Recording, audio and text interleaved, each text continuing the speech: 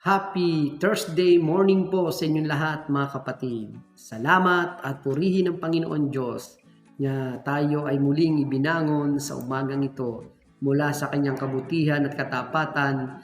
Taglay natin ang panibagong buhay at kalakasan. Tayo po ay magpapatuloy sa ating pagbubulay-bulay ng kanyang mga banal na salita sa pamamagitan ng ating online morning devotion.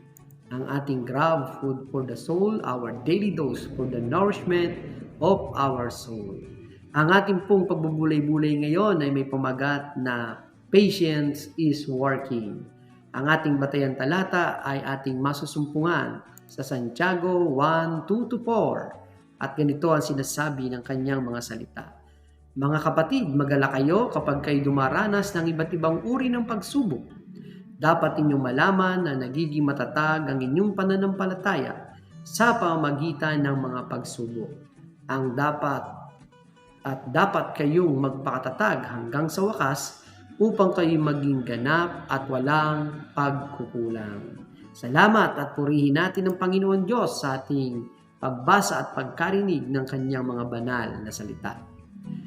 Ito pong unang tatlong araw na ating pinagbulay-bulayan ay patuloy na tumutukoy sa ating mga katatagan, katulad ng Standing on Solid Ground, Facing the Giants, Part 1 and Part 2, na tunay na tayo ay nakikipagbaka sa ating mga buhay upang harapin ang iba't ibang mga hamon ng ating mga buhay.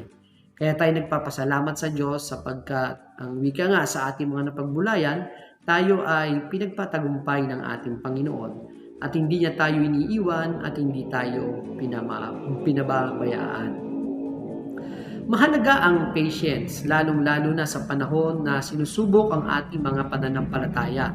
Sapagkat kung wala yung tinatawag na pagpapahinuhod o katiyagaan, ay maaari tayong mahulog sa pagkakasala. Nararanasan ng isang tao, ang taong merong espiritu, yung pagpapahinuhod, ang malalim na pagpapahalaga sa relasyon at revelasyon na nagbubuhat sa ating Panginoon Diyos. Ang isang taong may espiritu ng pagpapahinuhod at pagtitiyaga ay sensitibo sa kagandahan ng relasyon at ng matiyagang paghihintay sa pahayag ng Panginoon Diyos. Ang resulta ng karanasang ito ay ang karunungan. So kaya napakahalaga sa buhay natin at lalo na sa ating mga naging karanasan, kayo mga kapatid, na tunay yung ating pagtitiyaga. Ay malaking bagay ito upang tayo ay hindi sumuko na harapin ang mga bagay-bagay o mga sirkumstansya sa ating paligid, sa ating buhay, sapagkat nanatili sa atin yung pagtitiyaga at pagpapahinuhod. So dapat ito ay laging nararanasan ng tagasunod ni Kristo, lalo na tumaharap tayo sa iba't ibang mga karanasan ng buhay. Maaring mahayag sa nagsasanay sa pagtitiyaga at pagpapahinuhod ang karanasang naghahatid sa pagsunod sa kalooban ng Panginoon Diyos. Nagiging matatag ang may pagtitiyaga na umasa sa Panginoon Diyos at tuparin ang nais niya sa kanyang buhay. Ang taong may espiritu ng pagpapahinuhod ay nagnanasang malaman ang kalooban ng Panginoon Diyos at nagsisikap tuparin ang mga bagay na ito. At ang karanasang ito ay naghahatid naman sa isang sitwasyong pagbibigay lugod sa ating Panginoon Diyos. Kaya nga po may kasabihan tayo, kung may tiyaga ay may nilaga. So tama. Tama po yan. Ngayong umaga na malamig, napakasarap ng nilaga. Habang sinasanay na isang Kristiyano ang pagtitiyaga at paghihintay, may lakas na ibinibigay sa atin ang ating Panginoon Diyos. Hindi man po tayo pinababayaan ng Panginoon. Lagi siya nagbibigay sa atin ng tulong, habag at kalinga upang tayo ay makalampas sa iba't ibang mga hamon at pagsubok ng buhay. Katulad po ng sinasabi sa Isaiah 40:31, "But they who wait for the Lord shall renew their strength. They shall mount up with wings like eagles.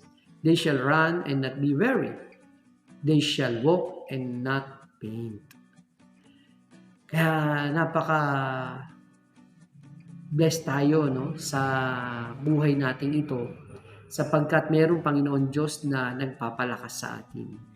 Hindi tayo talaga iniiwan at pinababayaan.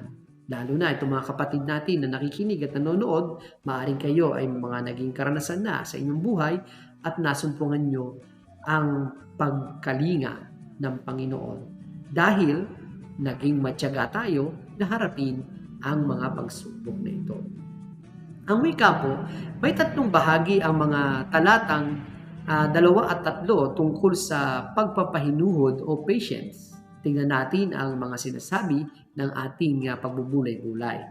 Number 1, patience is necessity in every trial. Patience is a virtue. Ito ang kailangan ng isang tao na kayanin ang mahirap na karanasan na walang reklamo o pagkainip. Ito ang katangiang marunong maghintay. Hindi na natin dapat pangunahan ang Panginoon Diyos sa kanyang pagkilos. Kung matyaga nating hintayin ang gagawin niya sa pamamagitan ng ating pag-asa. Number 2, patience brings out the best in us.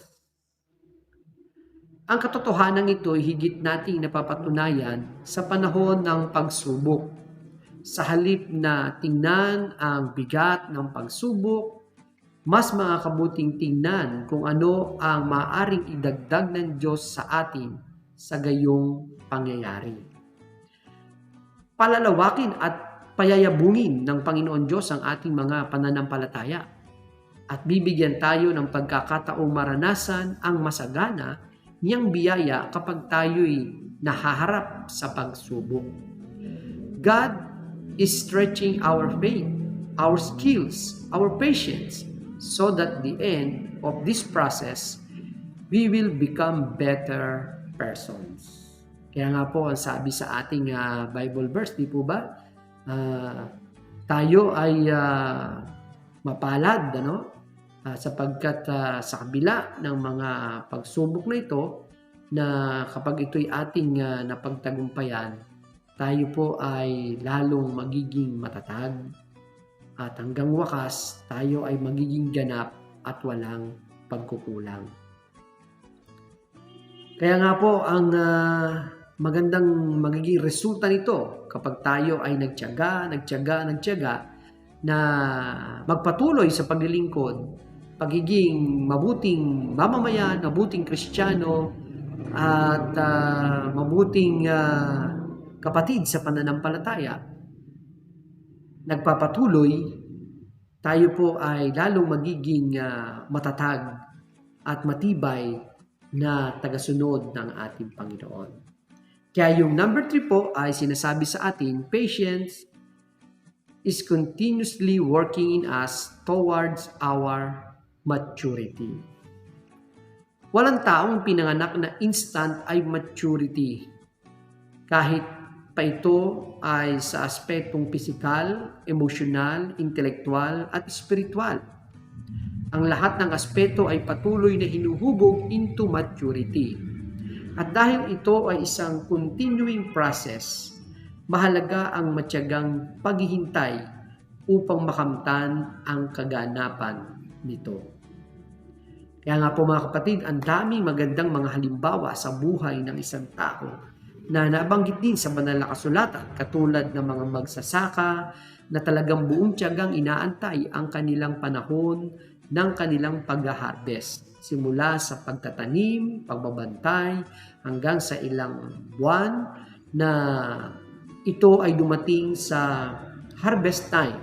Pero bago dumating yon, ay marami pang mga pagdaraanan, katulad ng panahon na merong umaulan, sobrang init, at lahat ito ay buong tiyagang inaantay ng mga magsasaka. Tayo rin mga kapatid sa ating mga pananampalataya at pagsunod sa ating Panginoon Diyos, kinakailangan pagganahin natin ang ating mga pagtitiyaga upang maranasan natin ang katugunan ng Panginoon, maging ito ay sa ating mga panalangin kahilingan at sa iba pa nating mga inaasahan sa ating buhay. Kinakailangan natin na matuto tayong magtiyaga.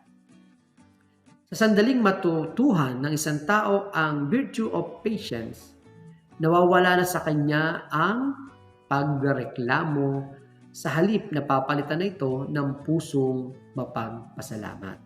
Papansinin po ninyo ang inyong mga buhay.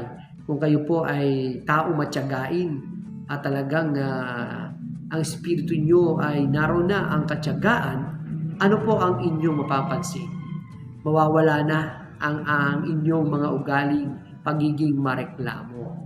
Sa halip, ang magiging ugali na ay laging mapagpasalamat. Purihin natin ang Panginoon sa ating pagbubulay-bulay sa umagang ito at dalangin ko na patuloy tayong pagkalooban ng Panginoon ng Espiritu mapagpahinuhod o pagiging matyaga upang tayo ay makapagpatuloy sa buhay natin na laging may puso mapagpasalamat. Tayo po ay manalangin. Purihin ka, Panginoon, sa iyong mga salita na amin na pagbulay-bulayan sa umagang ito. At aking patuloy na idinadalangin sa iyo ang aking mga kapatid, yung mayroon pong may mga karamdaman na ngayon ay nakikinig, nanonood, o mga kapatid namin na ngayon ay nasa banig ng karamdaman. Ang kagalingan na nagmula sa iyo, Panginoon, at maging ang kanilang mga medical procedures ay makatulong upang sila ay maging malakas at masigla sa kanilang mga physical condition at sa kanilang mga pananampalataya, ang kagalingan ay mararanasan. I-bless yun po, Panginoon, ang mga kabuhayan ng aking mga kapatid at mga kaibigan na ngayon nakikinig. Mga kapatid, kaibigan namin nasa abroad at mga kapatid, kaibigan namin narito sa Pilipinas na nagsisipagtrabaho. Ang iyong pong gabay ay kanilang maranasan. Mga kapatid namin na nagsisipag-aral, ang karunungan po ay patuloy nilang maranasan. Salamat po, Panginoon Diyos. Ito ang aming dalangin sa pangalan ni Jesus. Amen. Yan. Papuri at pasasalamat po sa ating Panginoon. Salamat po sa inyong pagsama sa pagbubulay-bulay ng salita ng ating Panginoon. A friendly reminder sa bawat isa, be Christ-like in your workplace today, humayo at maglingkod.